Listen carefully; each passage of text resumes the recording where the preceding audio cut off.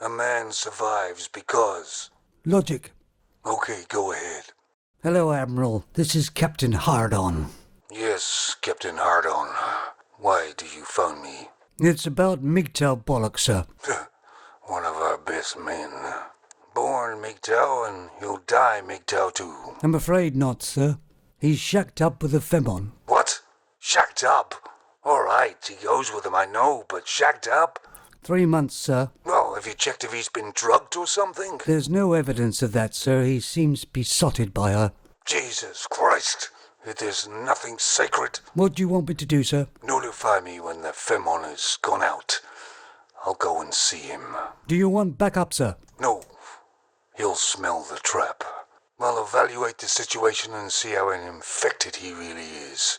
And if he's truly gone, we'll have to cut him loose. But, sir, he's been with us so long. The greater picture is more at risk here. He may infect the other men. I understand, sir. Get the body bags ready. Start shredding information, sir? Yes, Captain Hardon. And this conversation never happened. Yes, sir.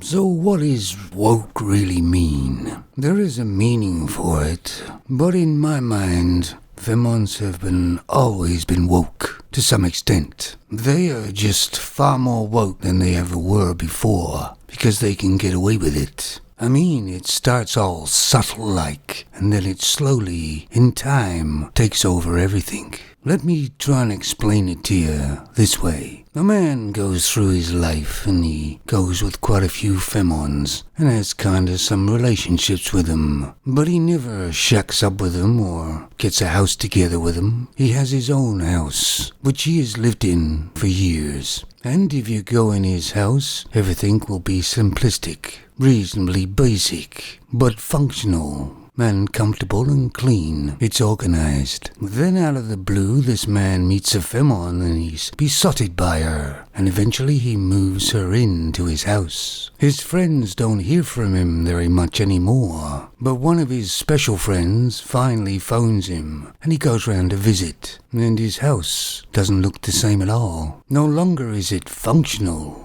It seems to be crammed with things that don't even get used and are only there to look at. His living room now looks like a museum, and it looks like nobody's lived there for years. And anyway, we're not allowed to go in that room anyway. And whereas we used to be able to go in and sit anywhere, and relax, and have a beer, he's only allowed to drink beer in the basement, in the spare room. And this man doesn't look the same either. He's dressing differently. Clothes that don't really suit him. And you can see that he's not comfortable in them. In fact, he's not comfortable in his own home by the look of it. All the pictures on the walls of this man in the army with all his friends have been replaced to pictures of him and that Femon. Then there's some sharp barking going on, and a little dog runs in. One of those designer-type dogs that cost a fortune. And I know he liked dogs, but he liked the big dogs before. Not the handbag dogs, as he called them. It's almost as if aliens have taken him up